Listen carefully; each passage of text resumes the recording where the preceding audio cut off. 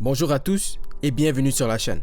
Aujourd'hui, nous allons plonger dans l'état de l'économie mondiale en 2023. Pour ce faire, nous allons explorer les sujets les plus discutés dans les médias et les faits marquants qui ont fasciné cette année économique. Sans vous faire attendre, c'est parti. Commençons d'abord par la croissance économique mondiale. Bien qu'il soit inférieur au taux de 10% de 2022, l'inflation en Europe reste globalement élevée, en particulier dans les secteurs de l'alimentation et de l'énergie, ce qui incite les consommateurs à rester prudents en matière de dépenses. Et malgré que le taux de croissance de leur PIB soit positif, leurs taux ne sont pas assez élevés pour maintenir une croissance économique durable. En effet, la Banque du Canada estime qu'un taux de croissance durable du PIB se situe autour de 2%. Avec ce pourcentage en tête, il est clair que de nombreux pays de l'Europe occidentale ont ralenti en 2023. En fait, même les nations les plus riches d'Europe, telles que l'Angleterre, l'Allemagne, la France et l'Italie, peinent à dépasser un taux de croissance d'1%. Pourtant, en 2022, le produit intérieur brut de l'Union européenne a connu une augmentation de 3,4%. Mais ce ralentissement n'est pas le cas partout. D'autres nations à travers le globe poursuivent leur reprise économique post-pandémie. L'Australie, les Émirats arabes unis, le Nigeria et les Philippines enregistrent chacun des taux de croissance respectifs suivants: 1,8%, 3,4%, 2,9% et 5,3%. Plusieurs facteurs expliquent ce ralentissement: l'inflation, les taux d'intérêt, les tensions commerciales et les avantages technologiques jouent tous un rôle essentiel et seront expliqués dans les chapitres à venir. Pour entamer les explications de ce ralentissement économique, concentrons-nous d'abord sur l'inflation et les taux d'intérêt. D'ailleurs, ces deux phénomènes économiques sont intimement liés, ce qui signifie que lorsque les taux d'intérêt sont élevés, elles encouragent les départs et rendent l'emprunt d'argent plus cher. Dans de telles circonstances, les consommateurs et les entreprises sont plus prudents lorsqu'ils envisagent de prendre des prêts pour l'achat de biens ou des investissements significatifs. Cet effet entraîne une diminution des dépenses, généralement en réduisant la demande totale de prêts et en abaissant l'inflation. A l'inverse, des taux d'intérêt plus bas ont un impact opposé et peuvent favoriser une augmentation de l'inflation si ceux-ci sont trop bas.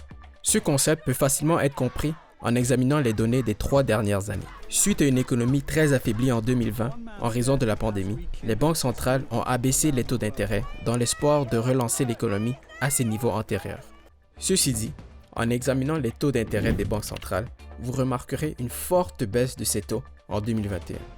En conséquence, l'observation cette fois des taux d'inflation à l'échelle mondiale, vous remarquerez une augmentation en 2022, résultant de la surstimulation des économies mondiales. Maintenir un niveau d'inflation approprié a été un sujet d'étude pour de nombreux gouvernements à travers le monde. Plusieurs institutions, telles que la Banque du Canada et la Réserve fédérale des États-Unis, s'accordent à considérer un taux d'inflation de 2% comme étant idéal pour favoriser le bien-être économique et financier des citoyens d'un pays. Depuis la pandémie de 2020, de nombreux pays ont été confrontés à des pressions inflationnistes qui ont perturbé les chaînes d'approvisionnement mondiales et provoqué une forte hausse de la demande de biens et de services. Ces taux d'inflation persistent, démontrant que plusieurs pays occidentaux connaissent des taux d'inflation largement supérieurs à la cible de 2% fixée par les banques centrales. Il convient également de noter que des nations en développement telles que le Venezuela, le Liban et l'Argentine connaissent tous une hyperinflation dépassant 160%, largement due à des raisons politiques. Ministère de la Culture, dehors. Ministère de l'Éducation, endoctrinement, dehors. Ministère de la Santé, dehors.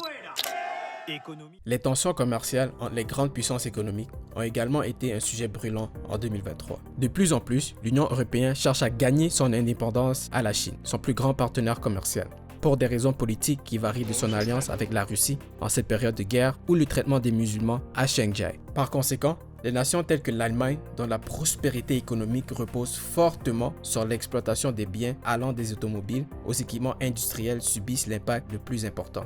Son secteur industriel, à forte intensité énergétique, s'efforce également à se remettre d'un choc des prix suite à l'interruption des flux de gaz naturel de la Russie, entraînant une augmentation de l'inflation et freinant les dépenses de consommation. Les sanctions ont créé des perturbations dans les échanges internationaux, entraînant des répercussions sur les chaînes d'approvisionnement mondiales. De plus, la relation entre la Russie et l'Arabie saoudite s'est renforcée. Ces deux pays, respectivement deuxième et troisième plus grands producteurs de pétrole, ont scellé une alliance qui coïncide avec un nouveau développement au sein de l'OPEP+. Les pays membres, dont la Russie et l'Arabie saoudite, se sont engagés à réduire volontairement la production de pétrole d'environ 2,2 millions de barils par jour. Cette décision collective découle d'une compréhension de l'importance d'éviter une surabondance d'offres de pétrole susceptible d'avoir un impact négatif sur les prix mondiaux de pétrole et par extension sur les économies pétrolières nationales. L'entente entre la Russie et l'Arabie saoudite, qui vise à réduire leur production de pétrole d'1,3 million de barils par jour, constitue une initiative proactive visant à stabiliser les marchés pétroliers et à instaurer un environnement de prévisibilité pour les producteurs et les consommateurs. 2023 a été marqué par d'incroyables progrès technologiques, principalement dans le domaine de l'intelligence artificielle, suscitant des inquiétudes chez certains. I think AI is one of the biggest threats. We are for the first time, we have a situation where there's something that is going to be far smarter than the smartest human. Certaines entreprises ont attribué leurs difficultés financières au contexte économique mondial, tandis que d'autres ont annoncé leur transition vers la substitution des employés par des technologies d'intelligence artificielle, une tendance qui devrait se généraliser avec l'avènement d'outils comme ChatGPT ou Google Bard. Les licenciements dans le secteur économique en 2023 ont été particulièrement sévères, avec plus de 153 000 employés ayant perdu leur emploi aux États-Unis. Cela marque une augmentation par rapport à 93 000 licenciements enregistrés en 2022. Des entreprises américaines comme Amazon, Microsoft, Meta et Alphabet, la société mère de Google, ont chacune licencié plus de 9 000 employés. Malheureusement, cette situation n'est pas exclusive aux États-Unis en 2023. D'autres grandes entreprises prévoient de réduire leurs effectifs dans les années à venir. Prenons Nokia par exemple, qui envisage supprimer jusqu'à 14 000 postes au cours des 3 prochaines années, tandis que la société de télécommunications britannique, British Telecom, a annoncé que près d'un cinquième des 55 000 emplois perdus pourraient être remplacés par de l'intelligence artificielle d'ici 2030. Il est également essentiel de noter l'essor du marché des crypto-monnaies. Après avoir connu une baisse en 2022, les crypto-monnaies ont retrouvé leur dynamisme en 2023, surtout lors du dernier trimestre de l'année.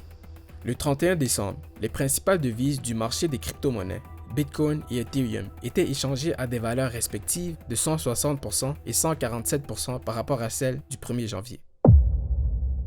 Et voilà, une analyse approfondie de l'économie mondiale en 2023. La croissance économique qui a repris après la pandémie de 2020 se trouve entravée dans certaines régions. De plus, les conflits géopolitiques ont des conséquences non seulement sur la vie de nombreuses personnes à proximité, mais aussi sur d'autres régions éloignées, sans oublier l'avancement de l'intelligence artificielle qui représente une menace sur les emplois dans tout secteur économique. Avant de partir, n'oubliez pas de partager vos prédictions pour l'année 2024 dans les commentaires et bien sûr, continuez à explorer le monde des finances en vous abonnant à la chaîne.